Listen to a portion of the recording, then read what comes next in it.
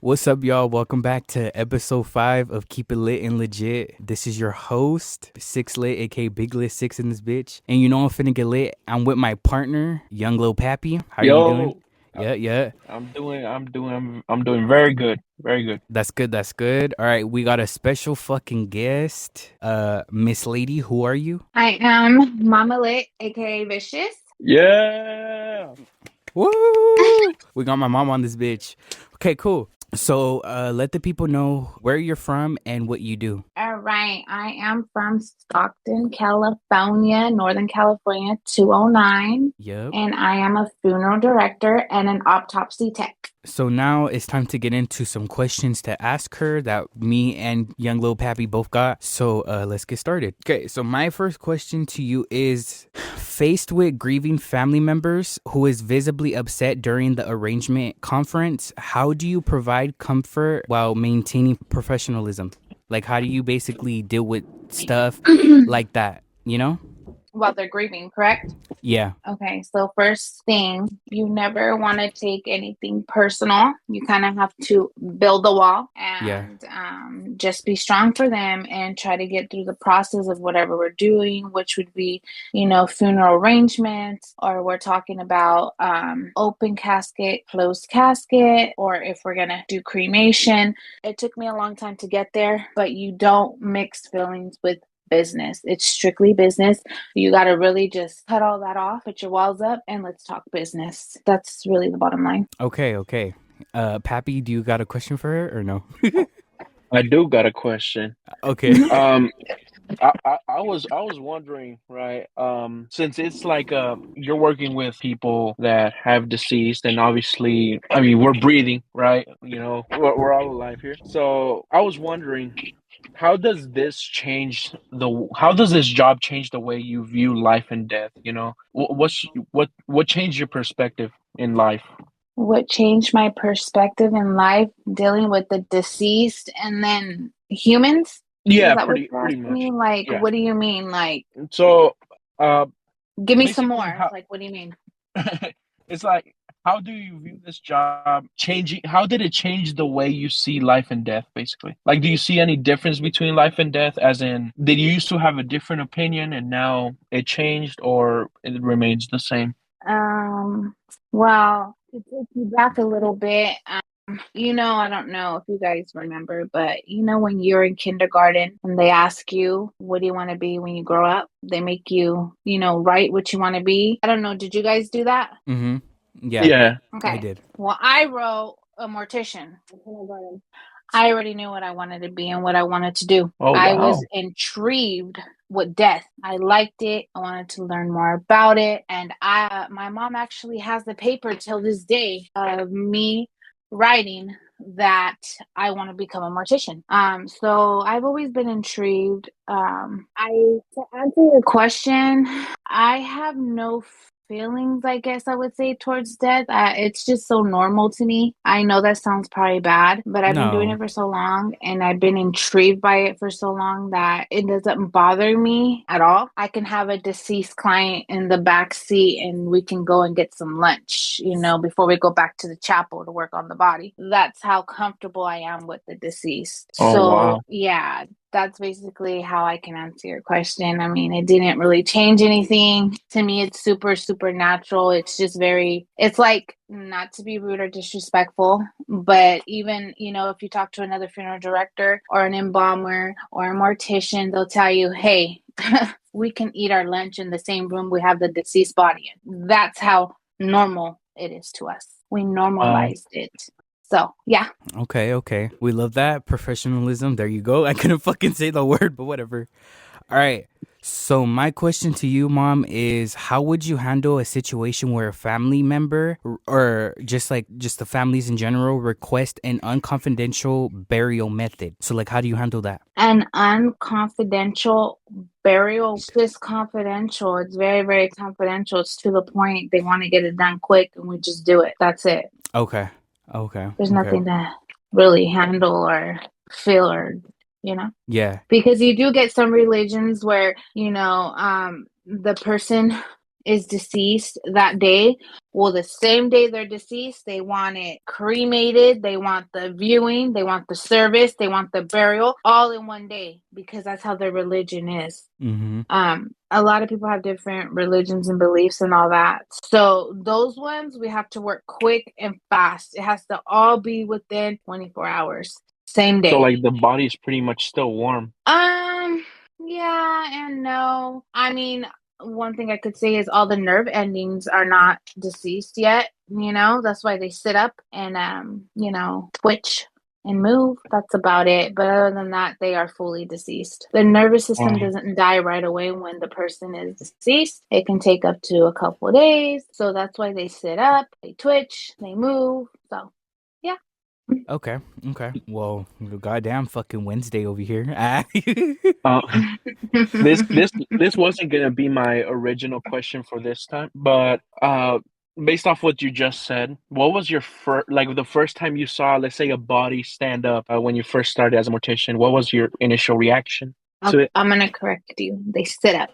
So my first encounter was I got to the chapel. I was barely being hired at this chapel, right? My boss was right there. I had a clipboard because when we receive the deceased body, we have to notate how it came in, what they're wearing, if they have a wallet on them, if they don't, a purse, hat, no hat, fake hair, a wig, bald. We have to check their teeth to see how many are missing, which ones are missing. So we have to notate all that, okay? And she had told me, she was like, Priscilla, I'm going to tell you something, but don't freak out. And I was like, yes. She's like, I just want to let you know that sometimes they sit up. And I was like, there's no way. I was like, how long has he been deceased? She's like 72 hours. And I was like, okay, well, I mean, I was thinking that was pretty much enough. And she was like, so don't freak out if he sits up. And I'm like, there's no way. He's not going to sit up. I'm good. I'll be fine. So I turned around to get the clipboard because I was going to start notating how I received the deceased. I turn around and he's sitting up. And I literally threw the clipboard and everything. I started screaming and I ran out of the chapel. Oh no. Because I was so scared. I was like, he's not dead. There's no way he's dead. And he's sitting up perfect. Sitting up straight, perfect. Like if, when you go to the doctor's office and you sit on the bed right there, that's how he is. Like, there's no way. I'm like, he's not deceased. No. But he was. But I had to learn that. They don't teach you that too much in school, They do and they don't. You got to be hands-on more. But the nervous system doesn't die right away. So I was like, I made a big old scene and my boss was just laughing at me. And I'm like crying in tears. Like, that's not funny. Why are you laughing? She's like, come with me to lay him back down. I said, there's no way. There's no way I'm going. I'm not going. He's alive. And she's like, come on, let's go. Now, this is part of your job. I said, okay. I went with her and she said, let me teach you how to lay them back down. Because you always want to be respectful with the deceased. I don't know. That's just me. You don't want to just throw them down or hurry up, lay down. I think you need to be very respectful to the deceased, even though they're deceased, because I feel like if you're not, it follows you. That's just me. And that's a lot of funeral directors that think that way too. But we'll get into that more later. And so, I kind of know how to lay them down because I used to work with elderly. So picking them up, laying them down, moving them. So I just used the same technique, got his head, put it on my left hand, got my right hand, grabbed his jaw, sat it and laid him down very slow, and was like, Yeah. okay, are we good? Are we good? We're good. We're good. Laid him back down. And she made me still do my notation.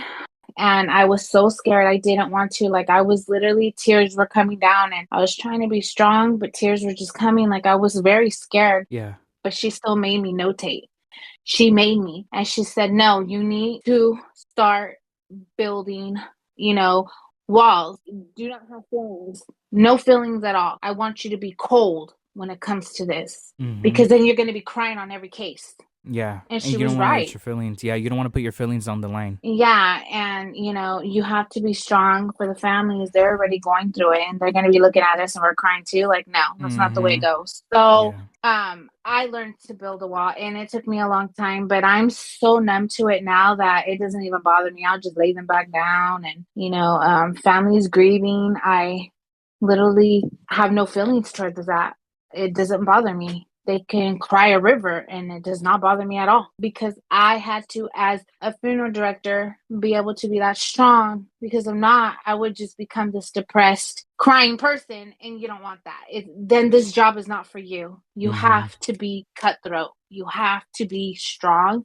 You have to be strong minded. You have to have a strong stomach and you got to just roll with the punches and let's keep going. Some people say I'm heartless for that, but it's like you don't do the job that I do. So until Mm-hmm. you do it, don't tell me nothing. Yeah, because there is some people that are very uneducated with the funeral shit. They just think, oh, like let me just bury my family member, and just like you're just gonna grieve even more, and it's kind of like sometimes it's more easier to. It's fucking hard to say, but like to basically cremate them because one, it's like you don't gotta pay this big ass deductible, you don't gotta do like a whole lot of everything, but some families, which is part of this question, because I want to know if how do you handle situations where family members disagree on funeral arrangements? Like, what are the tips you tell them? Do you give them any tips, or what do you tell them? So when families are disagreeing on prices and this is too much, that's too much,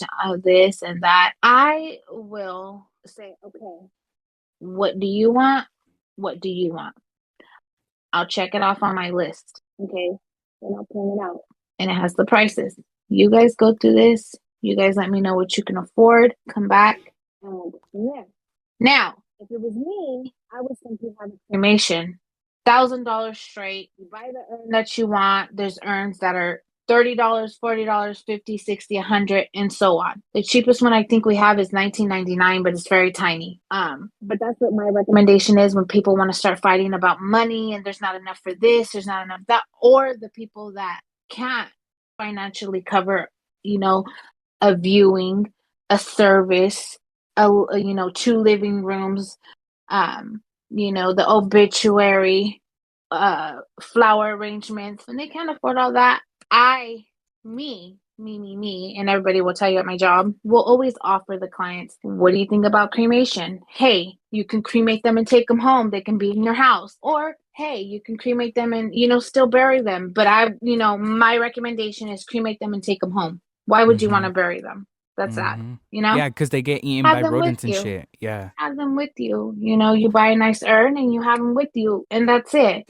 Easy. $900, $1,000. You can't beat that. And a Mm-hmm. lot of families do it because they don't have all this money to spend on a service. It's a lot of money. Everything costs money. Every single thing costs money. The music, the photo slide, the flower arrangements, the living room. If we need to open the secondary, everything costs money. Everything.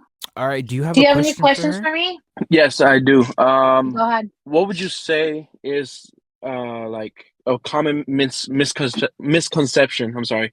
What's a common misconception about your job? Like, what do some people think, and it's completely the opposite? I would say, well, a lot of people think that the deceased look like they do in the movies. That's one thing that people always think, always think. Like they're like, oh, did it look like this movie, or did it look like this person on this movie?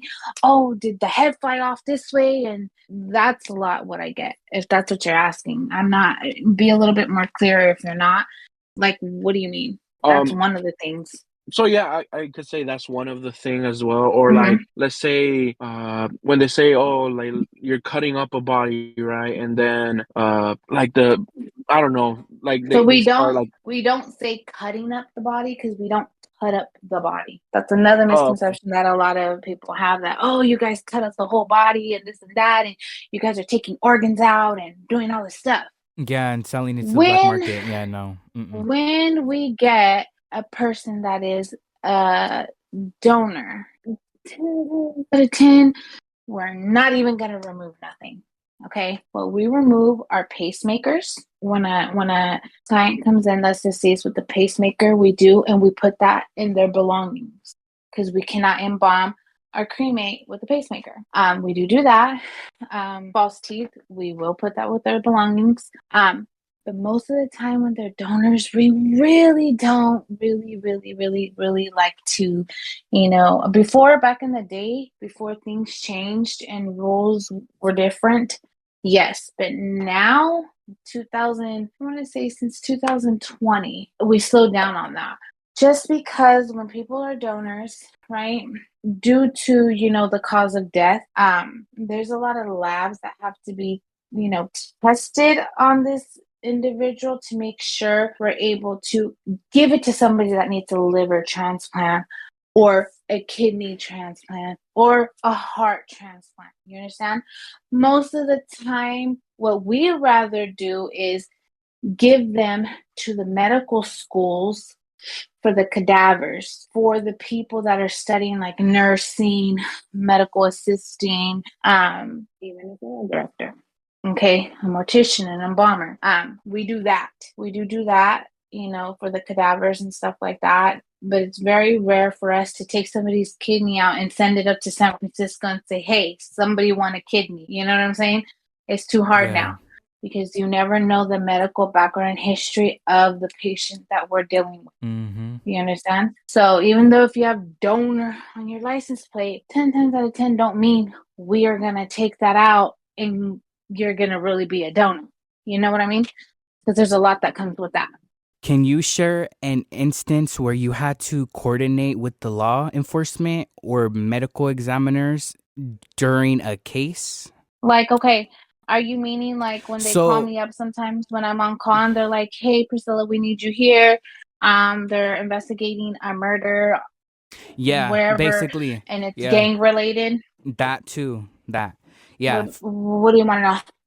Basically, what you just said. So it's just basically you're mixing being a mortician with working, let's say, with the FBI or No, at that point, no. That has nothing to be about a mortician, and that has nothing to do with being a funeral director.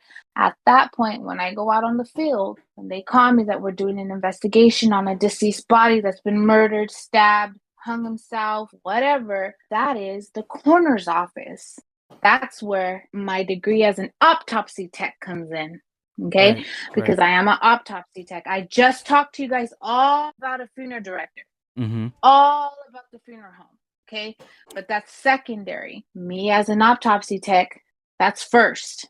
So when you die, you go to the coroner's office first, which I don't know what county you guys live in, but whatever county you live in, you go to that county. So that's your first step. When you are deceased, you go to the coroner's office, which is to me. So we go on scene, we investigate, we notate, we take pictures. We are assisting gang task force. We are assisting the sheriff's office. We are assisting the local police department, all that good stuff. And then when that's over, we get them, put them in the body bag, on the stretcher, boom, stick them in the van, get them to the coroner's office, get them in the fridge, and we wait till the autopsy doctor comes in.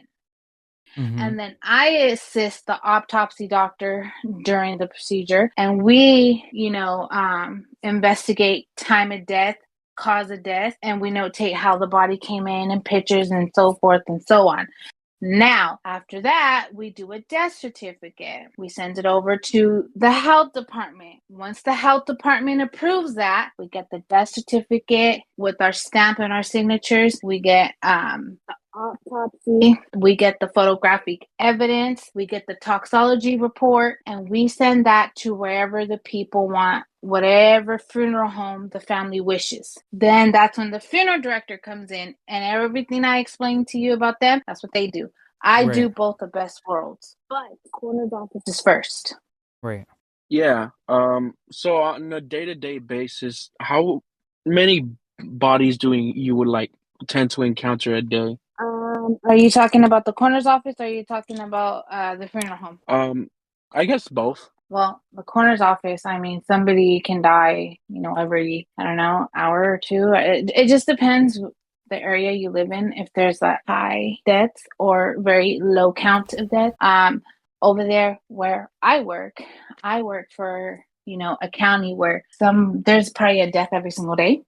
So that county, I would say, I don't know, maybe I want to say at least 5. For the other county I work for funeral directing, the bodies that we have there, again, we can have like 4 or 5 bodies there because the simple fact, like again, different religion, they want it done all in one day. You know, there's a Mexican religion where they wait and they'll do like, you know, the viewing. They'll do 2 days of the viewing and then third day of the burial, right? So we'll have bodies in there for maybe about a week or 2. The longest by law, we can only have the deceased in the fridge for 2 weeks.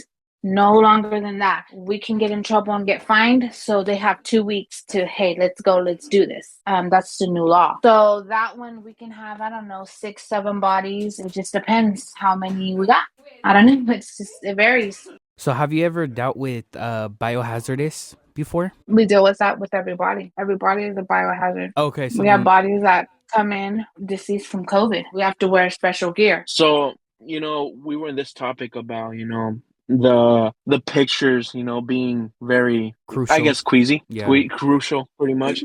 So, what would, in your opinion, and you don't have to answer this if you don't want to, out of respect for the dead, or you know, by your own regard, what would you say was the most brutal way you saw someone die? Basically, like the result of their death. Honestly, no adult's death phases me as much as a child or a baby. Oh. I have a rule, and everybody knows, I do not do autopsies on babies. I do not do cremation on babies. I do not do embalmings on babies. That is one of my rules, and they respect it because I just can't. It's too heartbreaking. I cannot. So that's my own opinion on it. Other people are different, but no adult's death compares to me seeing a baby deceased or they've been beaten to death by a step parent or the significant other's boyfriend or girlfriend. There's nothing that compares to that. Not a suicide, not a gunshot wound to the head, nothing. Those ones really, really get to me, bottom line. Yeah. I mean, especially too if you're a mother, you know, or a father, I think it would definitely like affect you because it's like, fuck, what if this was my kid, you know, like something happened to my kid and I had to work on him or her. So, that really, really bothers me the most is those ones. I can't do it. It's so sad. It's so heartbreaking. Before I knew that I couldn't really do babies, I got a baby. I remember it was my first baby.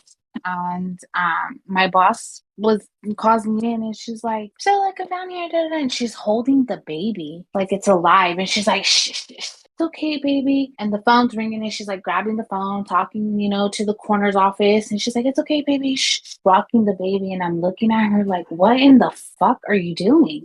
Whoa. yeah. But That's what are you insanity. doing? You are insane, right? Yeah, And that's she's like, crazy. what? She's like, what? And I said, Tree, why are you doing that with the baby? The baby's deceased. What is wrong with you? She said, Priscilla, I don't care. I'm going to love this baby like it's alive. It was a baby that was alive. It was once alive. And I'm like, oh, okay.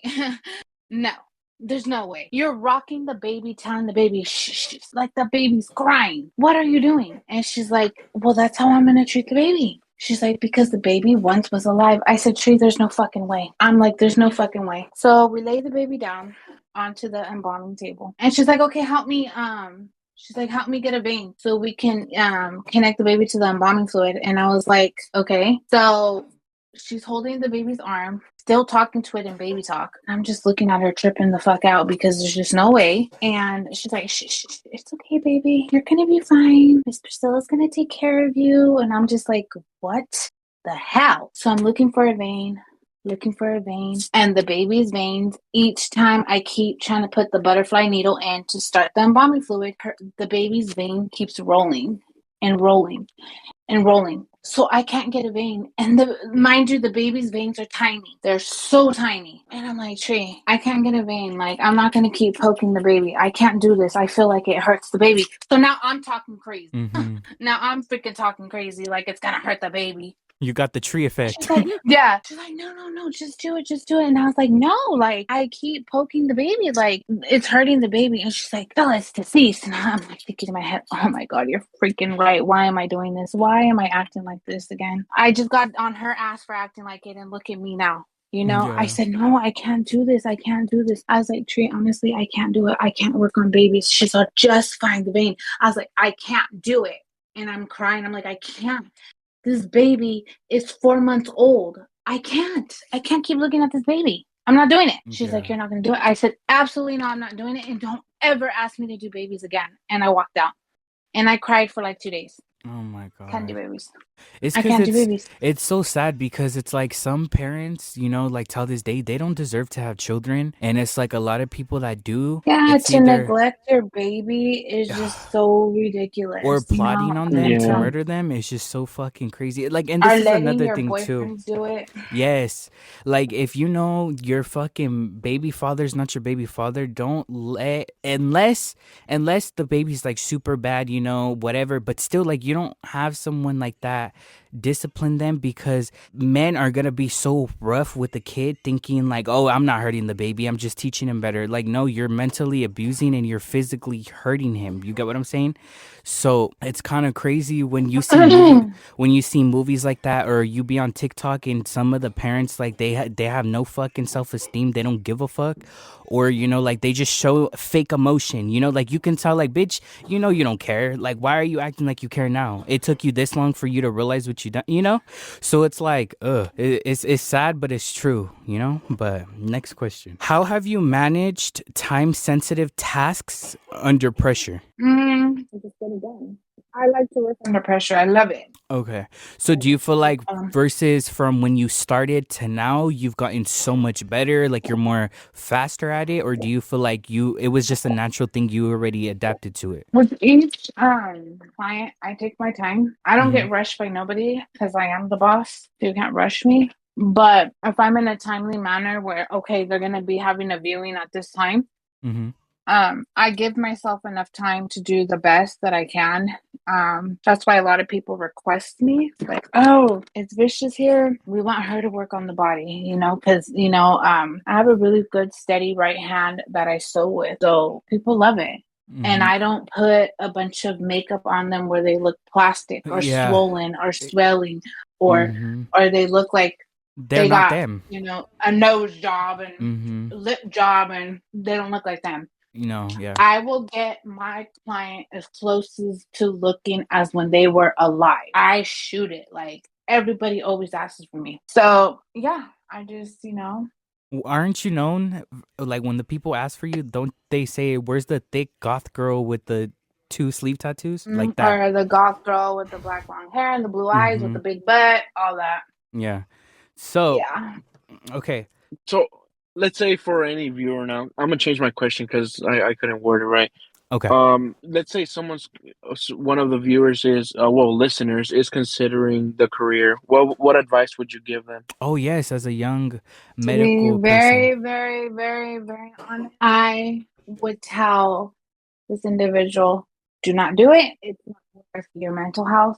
It's not worth the anxiety that comes with it. It's not worth the PTSD and panic attacks. Live a normal life. I do not recommend my job to nobody. I got one more question. What is to try to, you can say, change up the feeling, because that's a lot of death. uh what would you say it's like the funniest, not funniest, but like the most obscure way someone has requested like a burial, or like The makeup. like kind Funniest? of like, I guess, tradition, you know, like not funny, well, not funniest, but like, I guess, what's the weirdest request you've received, you know, for the deceased? Put so there was a gay guy, right? And he would wear wigs.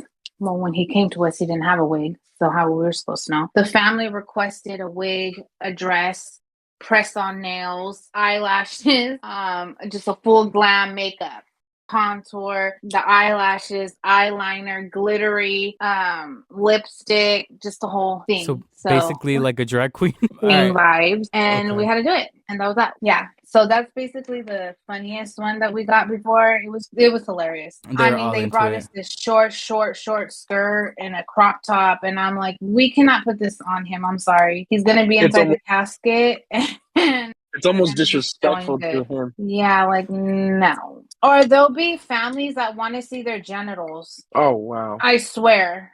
That was another one that was like, what in the hell? They've asked us like that. We get a lot of different Okay. because I would not want to see my loved one's genitals. Okay, so how do you ensure high standards of care when faced with limited resources?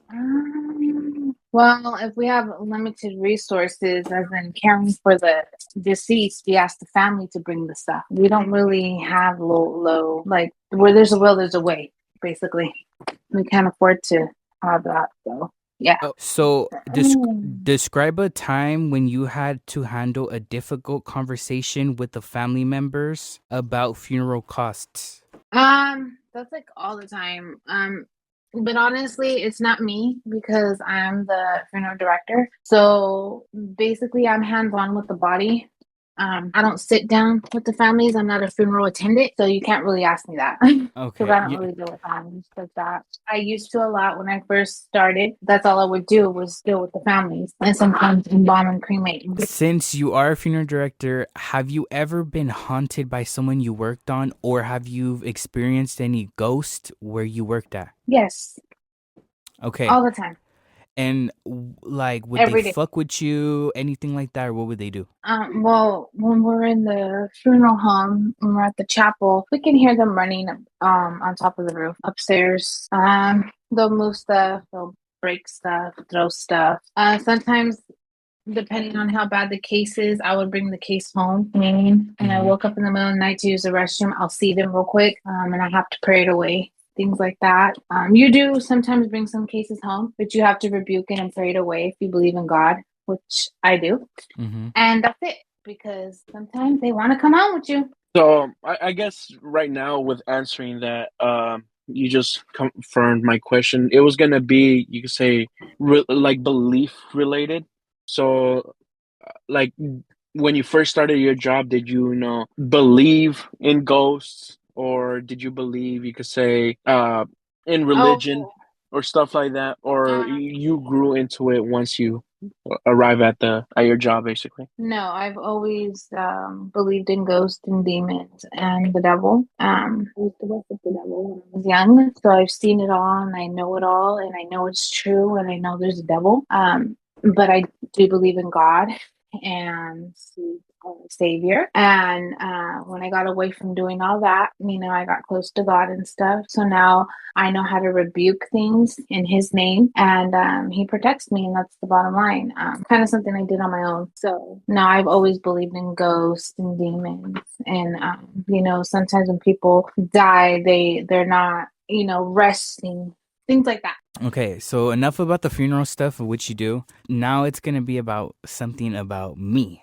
So, Mom, can you give me your top, probably I want to say like two songs that you really fuck with by me? Two songs that I really fuck with by you. Yeah, like what was your favorite song you feel like you've heard from me? I have a lot. It's not just two.